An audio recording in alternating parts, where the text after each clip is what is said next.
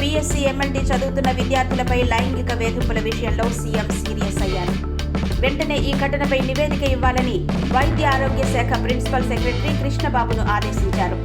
MLT విద్యార్థులపై లైంగిక వేధింపులు క్షమించరాని నేరమని, నిందితులను కఠినంగా శిక్షిస్తామని సీఎం చంద్రబాబు అన్నారు.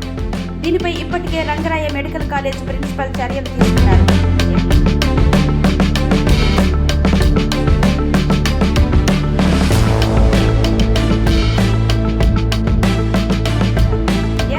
ఎంఎల్టీ విద్యార్థులను లైంగికంగా వేధించారన్న ఆరోపణలపై ల్యాబ్ అటెండర్ కళ్యాణ్ చక్రవర్తితో పాటు ల్యాబ్ టెక్నీషియన్ జిమ్మిరాజు, గోపాలకృష్ణ, ప్రసాద్లను సస్పెండ్ చేశారు.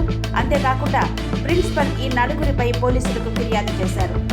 ఇదిలా ఉండగా బీఎస్సీ ఎమ్మెల్సీ చదువుతున్న 50 మంది విద్యార్థులు ల్యాబ్ అసిస్టెంట్, అతని సహాయకులు ల్యాబ్లో అడుగు పెడితే నరకం చూపిస్తున్నారని ఈ నెల 9వ తారీఖున ప్రిన్సిపల్కు రాతపూర్వకంగా ఫిర్యాదు చేశారు.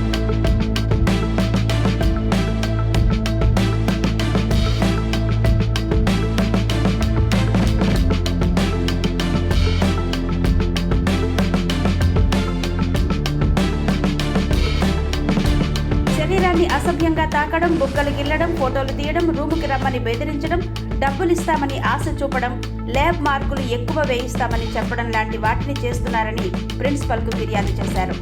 దీనిపై వెంటనే ప్రిన్సిపల్ అంతర్గత విచారణకు ఆదేశించడంతో ప్రాథమికంగా 4 దోషులుగా గుర్తించారు.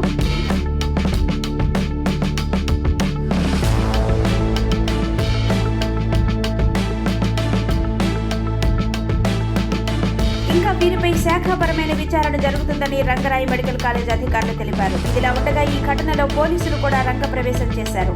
లైంగిక వేధింపులు చేశారని ఆరోపణలపై 3 అదుపులోకి తీసుకున్నారు. కళ్యాణ్ చక్రవర్తి అనే ల్యాబ్ అటెండర్ మాత్రం పరారీలో ఉన్నట్టు పోలీసులు తెలిపారు. సాక్షాత్తు ముఖ్యమంత్రి ఈ ఘటనపై దృష్టి సారించడంతో అధికారులందరూ అలర్ట్ అయ్యారు.